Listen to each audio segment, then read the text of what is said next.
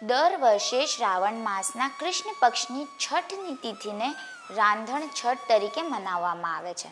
આ વર્ષે આ તહેવાર આજે એટલે કે 24 ઓગસ્ટે મનાવવામાં આવી રહ્યો છે. તો ચાલો જાણીએ કે રાંધણ છઠ મનાવવા પાછળનો મહિમા શું છે. નમસ્કાર, વાઇબ્સ ઓફ ઇન્ડિયા સાથે હું સુરભી. રાંધણ છઠના મહિમાની વાત કરીએ તો મહાભારત કાળની વાત પ્રમાણે ધાર્મિક રીતે જાણીએ તો આ દિવસે ભગવાન શ્રી કૃષ્ણના મોટા ભાઈ બલરામનો જન્મ થયો હતો. એટલા માટે મહિલાઓ પોતાના પુત્રના લાંબા આયુષ્ય અને સમૃદ્ધિની કામના કરી રાંધણ છઠની ઉજવણી કરી ઉપવાસ કરે છે. આ તહેવાર ભારતના અલગ અલગ રાજ્યમાં જુદા જુદા નામે ઉજવાય છે. ગુજરાતમાં રાંધણ છઠ તો ક્યાંક આ દિવસને હલ ષષ્ઠી, હળ છઠ, હર છઠ, ચંદન છઠ, તીન છઠી, તીની છઠ, લલહી છઠ, કમર છઠ અથવા ખમર છઠના નામથી પણ ઓળખાય છે. હળ છઠ અથવા રાંધણ છઠના દિવસે મહિલાઓ પુત્રના હિસાબથી 6 મોટા માટીના વાસણમાં 5 અથવા 7 અનાજ અથવા મેવા ભરે છે.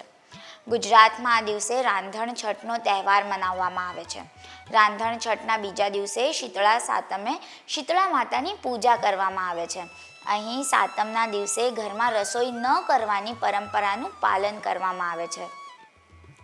એટલા માટે રાંધણ છઠના દિવસે મહિલાઓ રાંધીને બીજા દિવસ માટેનું ભોજન તૈયાર કરી રાખે છે અને સાતમના દિવસે મંદિરમાં કથા સાંભળ્યા બાદ પહેલેથી તૈયાર કરેલું ઠંડુ ભોજન ગ્રહણ કરે છે.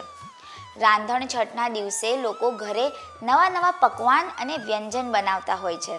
આ દિવસે આખો દિવસ ઘરમાં નવી નવી વાનગી બનાવવામાં આવે છે અને બીજા દિવસે એટલે કે શીતળા સાતમના દિવસે છઠના દિવસે બનાવેલા ભોજન અને પકવાન માણવાનો મહિમા છે, જે વર્ષો જૂની ધાર્મિક પરંપરા છે. આ બધી વાનગીઓ બનાવ્યા પછી રાંધણ છઠની રાત્રે ઘરના ચૂલાની સાફ સફાઈ કરાય છે.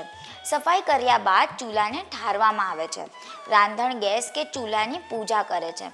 ચૂલાને ઠંડા કર્યા પછી તેનો ઉપયોગ કરવામાં આવતો નથી. રાંધણ છઠના દિવસે માન્યતા પ્રમાણે માતા શીતળા ઘરે ઘરે વિહાર કરવા માટે આવે છે અને ચૂલામાં આળોટતા હોવાથી આ દિવસે સાંજે જ ચૂલા અથવા ગેસને વિધિપૂર્વક ઠારી દેવામાં આવે છે. જો માતા શીતળાને તમારા ઘરના ચૂલાથી ઠંડક મળશે તો માતા શીતળા સુખી થવાના આશીર્વાદ આપી બીજા ઘરે જાય છે.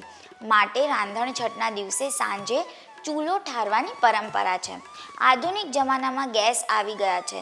ચૂલાની જગ્યાએ તો ગેસને પણ ઠારવાની પરંપરા રહેલી છે. એક દિવસ ઠંડુ ભોજન જમવાથી આપના શરીરમાં થતા અન્ય વિકાર પણ શાંત થઈ જાય છે અને શરીર એકદમ નિરોગી બની રહે છે. આ દિવસે પૂજા કરવા માટે સવારે જલ્દી ઉઠી સ્નાન કરીને સાફ વસ્ત્ર ધારણ કરવા જોઈએ. ત્યારબાદ વિધિ વિધાનથી પૂજા અર્ચના કરીને નિરાહાર વ્રત રાખવું જોઈએ. ત્યારબાદ સાંજના સમયે પૂજા કર્યા બાદ ફળાહાર કરવામાં આવે છે. માન્યતા છે કે આ વ્રત રાખવાથી સંતાનને લાંબુ આયુષ્ય અને ઐશ્વર્યની પ્રાપ્તિ થાય છે. આ વ્રતમાં કેટલાક નિયમોનું પણ પાલન કરવું જરૂરી હોય છે. હલ છઠ વ્રતમાં ગાયના દૂધ અથવા દહીંનો ઉપયોગ કરી શકાય નહીં. આ ઉપરાંત ગાયના દૂધ અથવા દહીંનું સેવન કરવું પણ પ્રતિબંધિત માનવામાં આવે છે. આ દિવસે માત્ર ભેંસનું દૂધ અથવા દહીંનું સેવન કરવામાં આવે છે. ઉપરાંત હળથી ખેડવામાં આવેલું કોઈ પણ અનાજ અથવા ફળ પણ ખાઈ શકાતું નથી.